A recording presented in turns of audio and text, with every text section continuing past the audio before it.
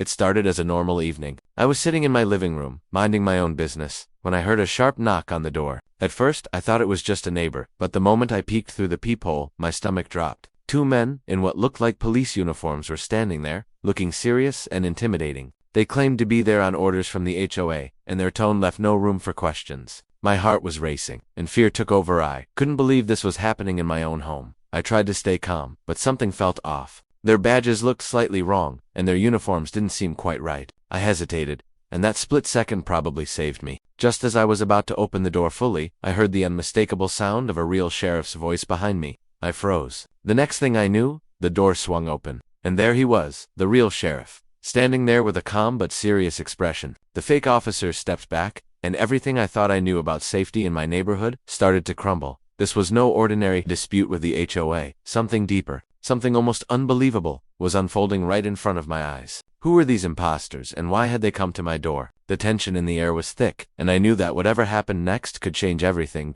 Stay with me, because what happened after that door opened is something you won't want to miss. The story isn't over, and the truth is far stranger than I ever imagined. I stepped back, my hands shaking, as the sheriff gave me a quick, reassuring nod. He asked me to stay calm while he handled the situation. The two men in fake uniforms tried to speak, but the sheriff's presence alone seemed to unnerve them. I realized how dangerous it could have been if I had opened the door without questioning them. My mind was spinning. Why would anyone pretend to be law enforcement just to scare me? A few days before, I had received letters from the HOA complaining about minor things: lawn height, mailbox placement, even the color of my curtains. At the time, I thought it was annoying but nothing threatening. Now, seeing these imposters at my doorstep, I started connecting the dots. Were these letters a warning? Was someone trying to push me out of my own home? The thought made my stomach churn. I could feel my neighbors' eyes on me as I spoke quietly with the sheriff. Some of them had noticed strangers lurking around the neighborhood in recent weeks. Nobody had paid much attention, but now it felt like part of a bigger, more organized plan. My home, my safe space, suddenly felt vulnerable in a way I had never imagined.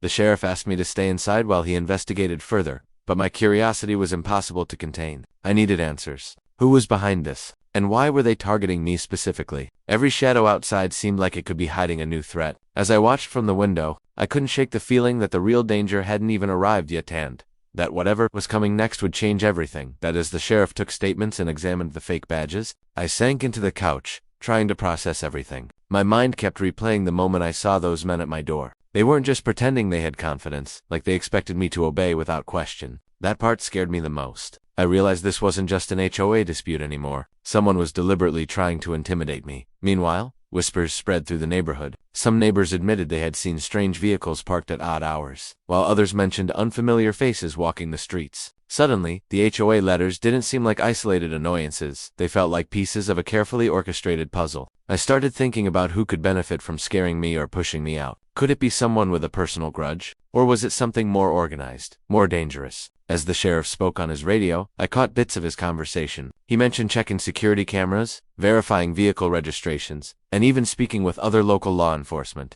Each detail added another layer of worry. The subplots kept multiplying. The fake cops, the mysterious vehicles, the neighborhood rumors. Every angle hinted at a deeper tension, and I couldn't help but feel I was at the center of something far bigger than I had imagined. That night, I lay awake listening to every creak and knock, wondering if the imposters would return. Every shadow outside felt like it was watching. Every passing car, a potential threat. The sheriff had assured me he was taking precautions, but my gut told me the real story was only just beginning. The pieces of the puzzle were out there, and I had no idea which one would move next or who would make the first dangerous move. The next few days felt like walking through a nightmare. Every time the doorbell rang or a car slowed near my house, my heart jumped into my throat. I double-checked locks, peeked through windows, and even considered installing cameras, but nothing could erase the feeling that someone was watching me. The sheriff had promised to increase patrols, but the tension in the air didn't fade. If anything, it thickened, like a storm ready to break. I started noticing little things that didn't make sense before. Footprints that weren't mine, subtle scratches on the mailbox,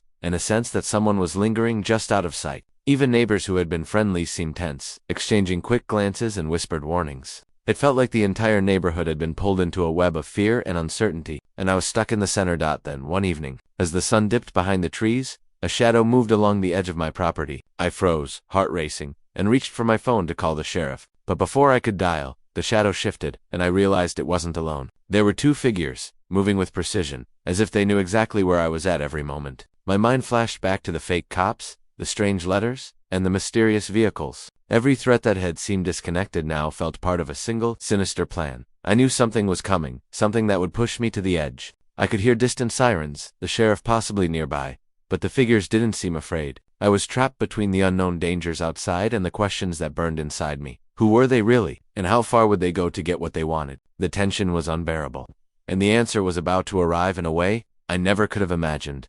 Just when I thought the tension couldn't get any worse, my phone buzzed with a notification that made my blood run cold. It was a video sent from an unknown number. I hesitated, but curiosity overpowered fear. The screen lit up, and there I was inside my own living room, captured from an angle I didn't recognize. My hands were shaking so badly I could barely hold the phone. Someone had been inside my house while I thought I was alone. The figures I'd seen outside weren't just lurking, they had access. And now, it was personal. Panic set in. But before I could process the situation, a knock rattled the front door. My first instinct was to hide, but then I heard a voice I didn't expect. It wasn't the sheriff, it wasn't a neighbor, it was someone I knew, someone I thought I could trust. They claimed to be there to help, but the way they looked at me, and the urgency in their voice, made me question everything. Could this person really be on my side, or were they part of the scheme all along? Meanwhile, the shadowy figures outside hadn't moved. Their presence felt heavier, almost mocking, like they knew something I didn't.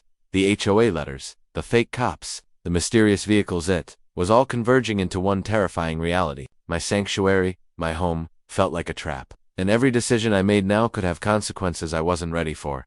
The sheriff was still nearby, but even his presence couldn't erase the fear gnawing at me. Someone had infiltrated my life in a way I never imagined, and I realized the story wasn't just about intimidation anymore. It was about control, secrets, and a plan that was far from over. I had to find the truth, but could I do it before it was too late? By the time the sheriff arrived at my door, adrenaline had taken over every thought in my mind. The shadowy figures outside were circling the property, and the person I thought I could trust was urging me to step back. The tension was unbearable, like the air itself was pressing down on me. Then, in one swift motion, the sheriff commanded everyone to freeze. The imposters hesitated, and that split second gave him the edge. He revealed badges, called for backup, and suddenly the figures outside were exposed, not just as the fake cops, but as a group hired to intimidate me, orchestrated by someone within the HOA itself. I couldn't believe it. The letters, the strange vehicles, the threatening visits, it had all been planned. A twisted scheme to push me out of my home. But just as relief started to creep in, the person I thought I could trust stepped forward and confessed something even more shocking.